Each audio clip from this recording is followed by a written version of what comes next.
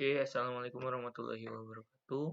Pada kesempatan kali ini, saya akan menjelaskan tentang Higher Order Thinking Skill atau biasa kita sebut HOTS dalam mata kuliah pengembangan bahan ajar berbasis HOTS. Saya sendiri, Muhammad Agung Dharma Himawan, akan menjelaskan materi terlebih dahulu.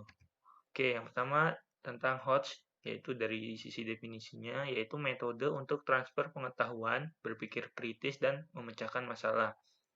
HOTS itu terjadi ketika seseorang mendapatkan informasi baru, menyimpannya, mengorganisasikannya, dan mengasosiasikannya dengan pengetahuan yang ada dan kemudian meneruskan informasi tersebut untuk mencapai suatu objek atau solusi tertentu dari suatu masalah.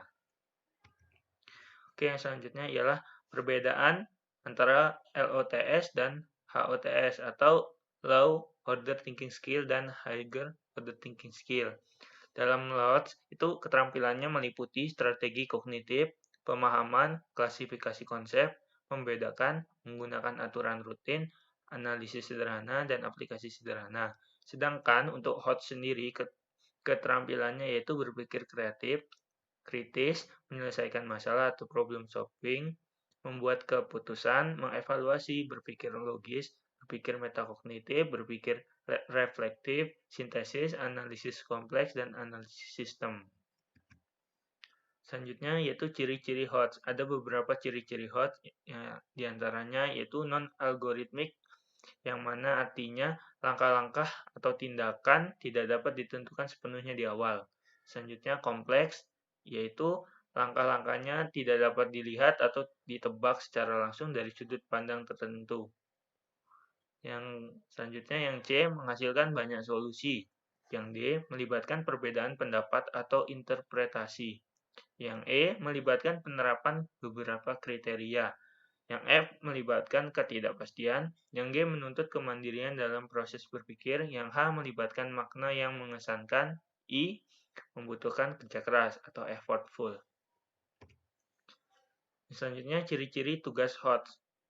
Yang pertama atau yang A tidak rutin, yang mana soal tersebut atau tugas tersebut belum diketahui sebelumnya. Yang kedua kompleks. Yang ketiga menghasilkan banyak solusi atau dapat dilihat dari berbagai sudut pandang. Yang D melibatkan ketidakpastian. Yang E melibatkan proses pembuatan makna. Yang F yaitu usaha yang dinilai dan membutuhkan kerja mental.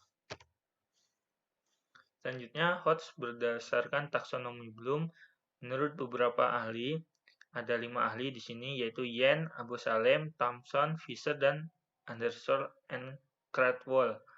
Nah, yang menurut Yen yaitu HOTS terdiri dari aplikasi, analisis, sintesis, evaluasi. Begitu juga dengan Abu Salem, sama seperti Yen.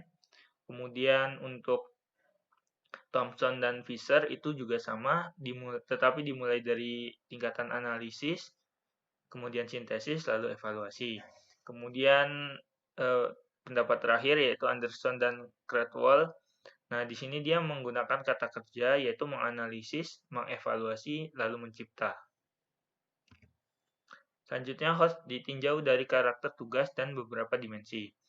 Menurut karakter tugas, yaitu yang pertama langkah-langkahnya tidak dapat diprediksi secara langsung.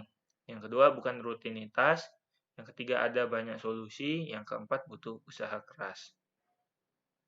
Selanjutnya HOTS berdasarkan dimensi kemampuan berpikir, yaitu ada berpikir kritis dan berpikir kreatif. Selanjutnya HOTS berdasarkan level kognitif, ada menganalisis, mengevaluasi, dan mencipta. Selanjutnya HOTS berdasarkan level pengetahuan, ada konseptual, prosedural, dan metakognitif. Selanjutnya ialah soal HOTS. Dalam konteks assessment, soal HOTS mengukur kemampuan yang pertama yaitu transfer satu konsep ke konsep lainnya. Yang kedua, memproses dan menerapkan informasi.